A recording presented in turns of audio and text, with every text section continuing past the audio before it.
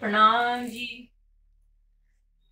5 पद्मापुरी धाम पन्ना जी, इसकी महिमा जाने कि क्या कारण है इसका नाम पद्मापुरी धाम पन्ना जी क्यों पड़ा।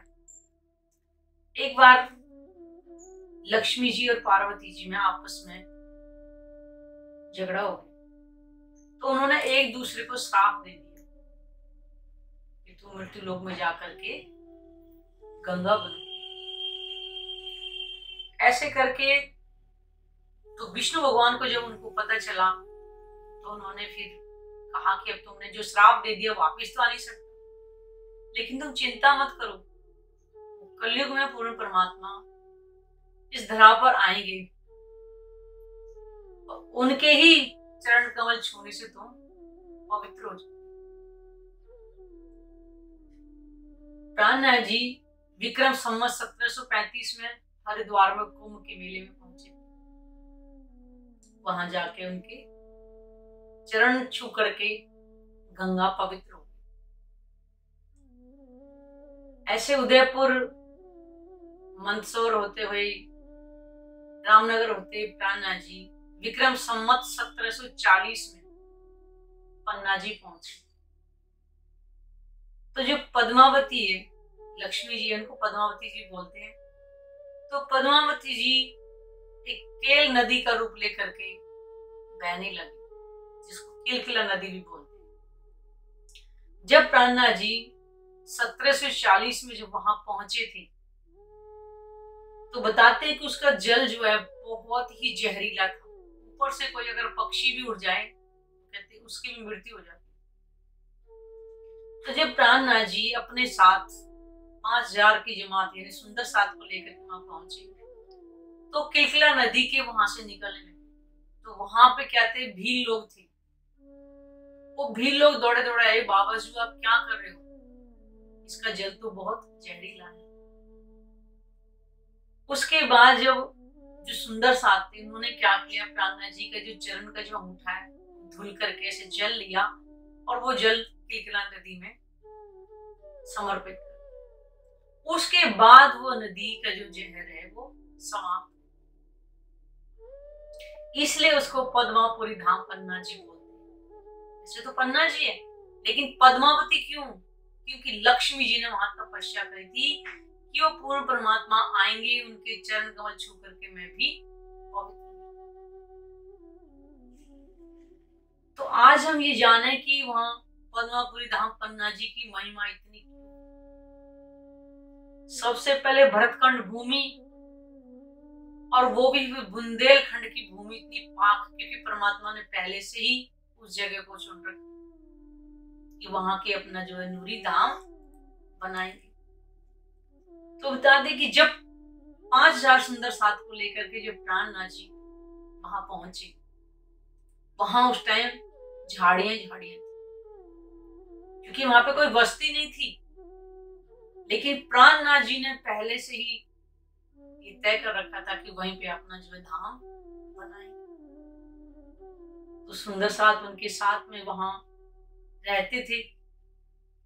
वहीं पर आज पद्मापुरी धाम पन्ना जी के नाम से, जिसको हम गुम्मट जी भी बोलते हैं,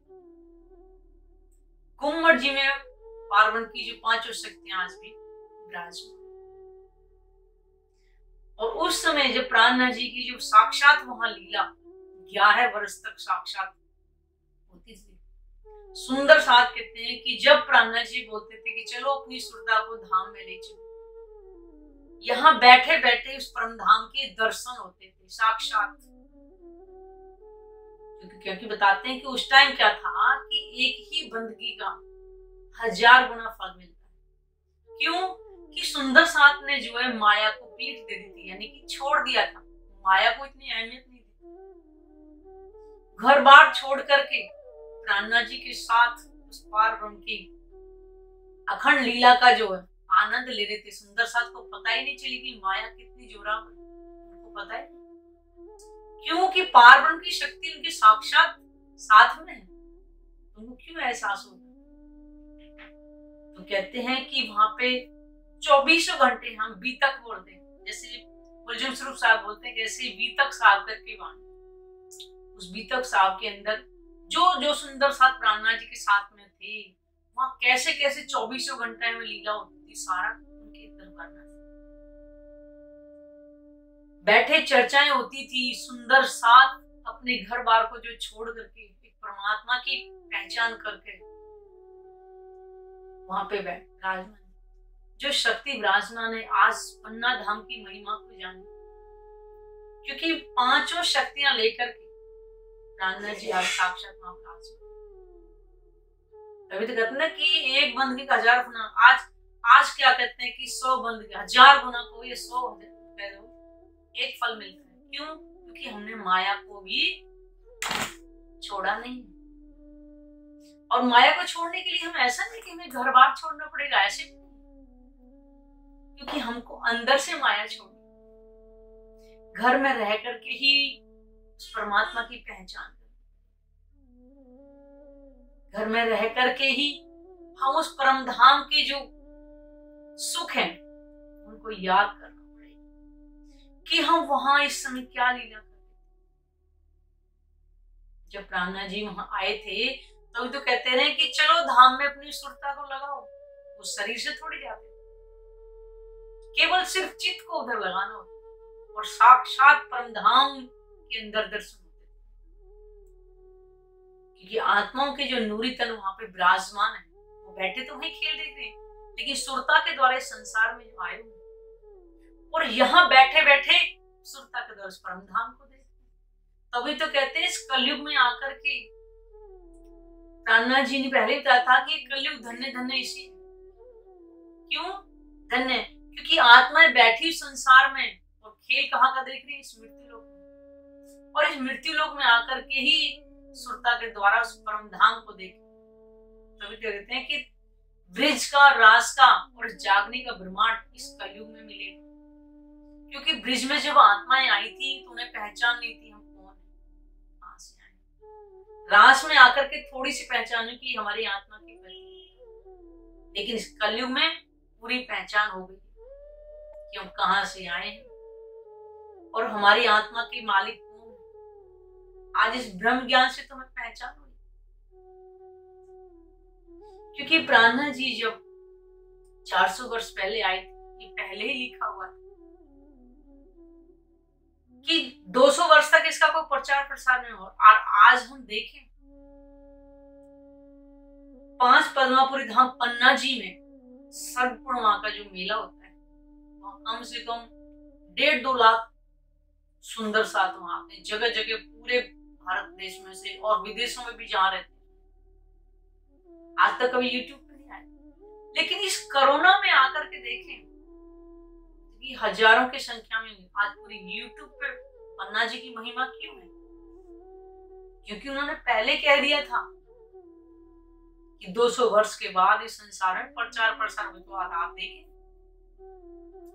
आज पन्ना जी की महिमा को देखें, यूट्यूब पे पद्मापुरी धाम पन्ना जी से चर्चा भी सुनने को हमें मिल सकती है। यूट्यूब पे कितने परम धाम दर्शन के बारे में कितना यूट्यूब के उसमें आ रहा है, तो प्राणनाथ जी की महिमा को जाने। वो पूर्ण परमात्मा 28वें कलयुग में जो आए और 5 शक्तियां लेकर के वहां पर विराजमान। अभी 3 या 4 साल पहले की बात है, दिसंबर में हम लोग जैसे जाते हैं, बच्चों की छुट्टियां होती हैं, तो हम भी गए थे। तो हमारे सामने मुहर्रम पड़ा था वहां पे, तो वहां पे कुछ जो मुस्लिम लोग थे वो आए थे सजदा बजाने के लिए। हमें तो पता नहीं था कि हमारे सामने कभी पड़ा नहीं था।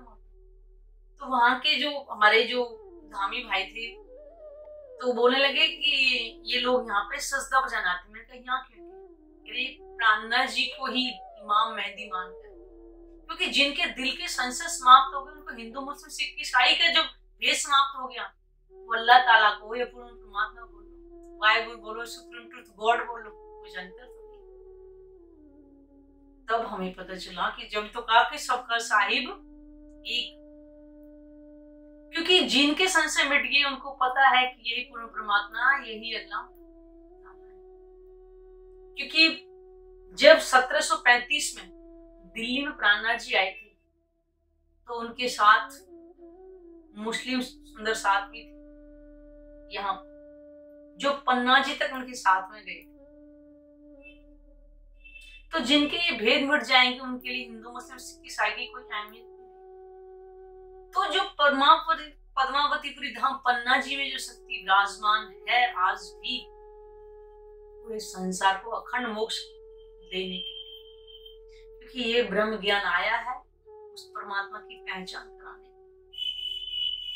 हम परमात्मा की पहचान जब तक नहीं करेंगे हमें अखंड मोक्ष कैसे मिल सकता। इसलिए हम परमात्मा की पहचान करें। वो तभी तो कहते हैं कि आज पांचों शक्तियां प्राणनाथ जी लेकर के घूमर जी में विराजमान है। हम अगर एक सजदा भी बजाने जाएं तो 7वें दिन की लीला में उसका बहुत फल मिलेगा। एक बार सजदा बजाने